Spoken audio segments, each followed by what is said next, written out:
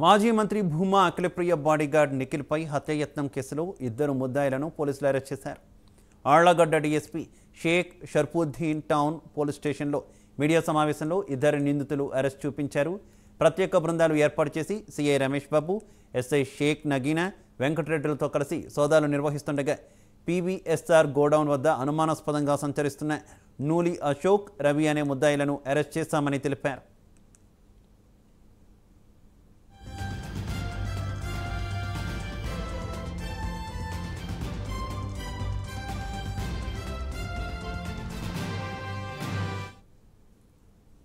విచారణలో వీరు నిఖిల్పై హత్యాయత్నం కేసులో ముద్దాయిలుగా గుర్తించామని డీఎస్పీ షేక్ షర్ఫుద్దీన్ తెలిపారు.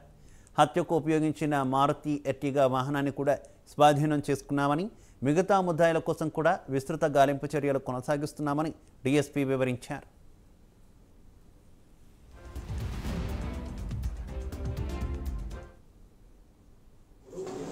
ఒక అఖిలప్రియ ఇంటి ఎక్స్ మినిస్టర్ గారి ఇంటి పక్కలో నిఖిల్ అని పెద్ద సుబ్రాయుడు అని నిఖిల్ ఇతను జమ్మలమడుగు గ్రామస్తుడు బాడీగార్డ్కి పనిచేస్తుంటారని మేడం గారు చెప్పారు. సుమారు 2 సంవత్సరాల నుంచి మేడం దగ్గరనే ఉంటూ ఆమె ఇంట్లోనే ఉంటున్నాడు.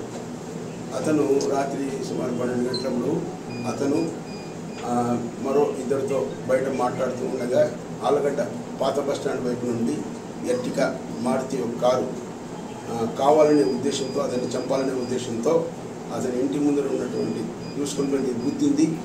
ఆ గుద్దిన తర్వాత కొద్దిగా ముందుకు నిలబడగా అందులో నుంచి 3 వ్యక్తులు దిగి వేటపడవలతో దాడి చేసినారు. హాస్పిటల్కి వచ్చినలో దీనికి సంబంధమే లేదు, పాల్గొనేది ఒక కారు మాత్రమే. దాని నెంబర్ లేదు, దాని ఛాసీ నెంబరు ఉంది. అది తెలుసుకుని దాని నెంబర్ కూడా అతను దొరికిన తర్వాత అది దొంగతనం చేశారా లేకపోతే ఎవరి దగ్గర కొన్నారా, అది ఎవరి పేరు మీద ఉంది అనేది డీటెయిల్స్.